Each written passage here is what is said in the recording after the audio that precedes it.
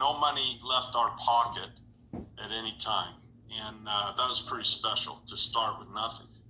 Well, the distributions at that time were pretty small, pretty meager, but over time they get larger if the business does well. So if you look at stock as a business, and that would be a great title for this podcast, investing in stocks as a business with a business mentality. Warren Buffett purchased his first shares of Coca-Cola in 1985. And his average cost basis for all the Coke he's purchased is about $3.25. Now, I'd imagine back in 1985, I don't even know if Coke paid a dividend back then, but back then it was probably 3 cents a share, 4 cents a share, those pennies. Now their dividend is like $1.48, something like that. I could look it up and get it exact. I guess we should. KO dividend. I'll just look it up here on my computer real quick.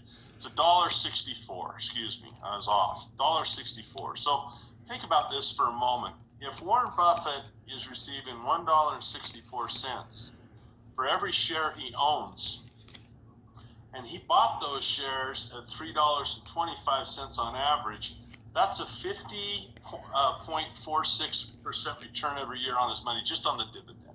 Yeah. That's 50% a year. That means that he's getting his whole shares paid for every 2 years.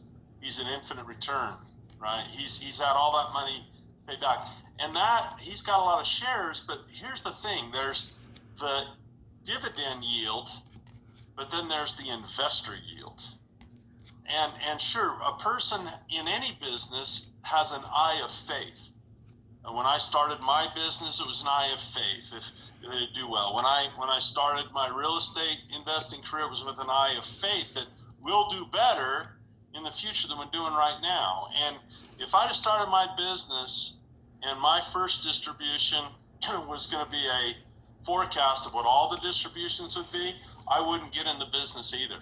Right. I wouldn't. But see, we're taking this as a business standpoint. I will tell you that in a literal sense, Coca-Cola has IP, intellectual property. They have their secret sauce, their recipes. They have workers. They have a workforce that is trained. They have factories. They have trucks and they call it a distribution company, a bottling company. They have manufacturing.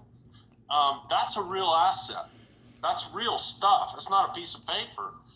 And Warren Buffett, when you take the attitude of buying a company, believing its dividend will increase, that means you bought it low, but over many years, that dividend will increase. I bet if we looked and invited Uncle Frank to dinner, a nice friendly dinner, we could look at, if he's older than me, I'm a half century old, so I remember 1985.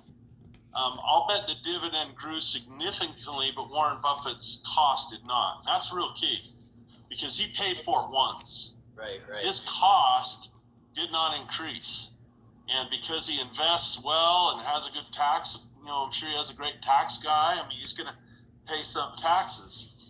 But that's a great idea. And you look at Apple, it doesn't cash flow a lot right now relative to its $300 price.